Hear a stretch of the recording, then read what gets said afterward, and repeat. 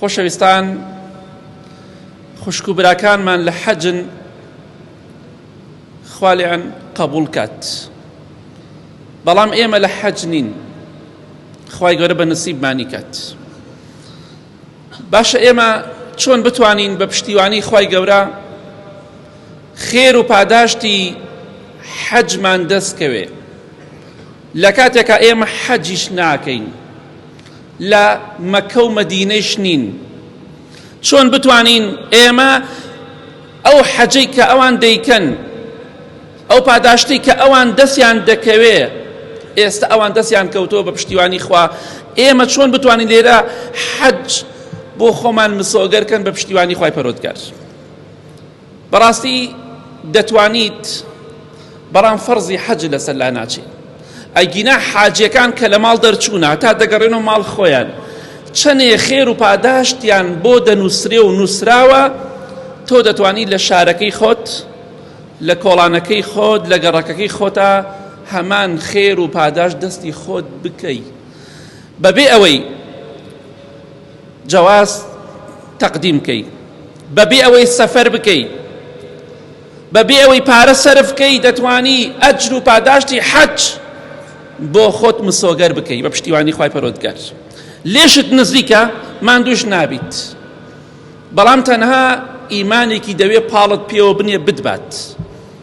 خۆشەویستی خوا صلی الله علیه وسلم لە حەدیثێکی صحیح تەرغیبە دەفەرمێ هەر کەسێک لە ماڵی خۆی دەرچێت بە دەستنوێژەوە، گرنگ ئەوەی لە ماڵی خۆت دەرچی، یا لە دوکانەکە بێی بۆ مزگەوت، یا لە محەلەکەی خۆت، لە کۆمپانیاکەی خۆت، لە هەر شوێنێکای هەی، لە ماڵی خۆت دەرچی، لە هەر شوێنێتر دەرئەچی دەربچیت، بەڵام بۆ کوێ؟ بۆ مزگەوت، هەر مزگەوتێک بێ لە مزگەوتەکان. پێغەمبەری خوا صلی الله علیه وسلم دەفەرمێ فأجره كأجر الحاج المحرم. ئەو کەسەی کە لە ماڵ دەرئەچێ، لە دوکانەکەی خۆی دەرئەچێ، دێ بۆ مزگەوت نوێژەکەی بە جەماعەت بکە، لە هەر شوێنێک و دێ بۆ مزگەوت، گرنگ ئەوەیە بەرەو مزگەوت بێ بۆ نوێژی جەماعەت.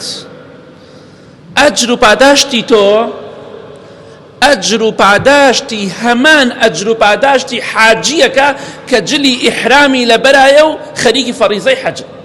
سبحان الله،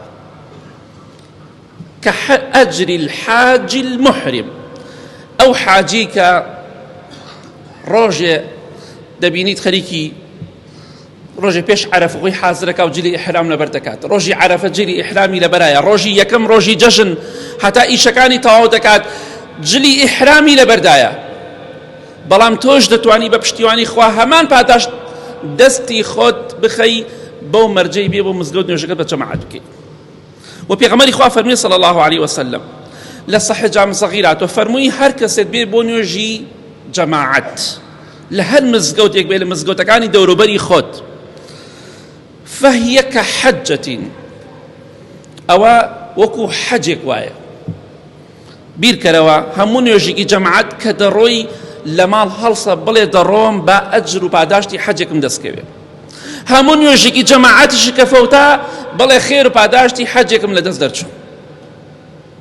کواتا خمساردی مکه حج لکولانکی خوتا و لگرککی خوتایا، لشارکی خوتایا، دەی بەڕاستی ئەگەر ڕاستەکەی و من ئەگەر ڕاستەکەم و ئەگەر هەر کەسێک تش ڕاستەکە پێی خۆشە ئەجر و پاداشتی حەجی دەستکەوێ بابێ بۆ مزگەوت. وەڵڵا 5 نوێژ لە مزگەوت بکە خێری 5 حەجت هەیە، 1 نوێژ خێری حەجێک.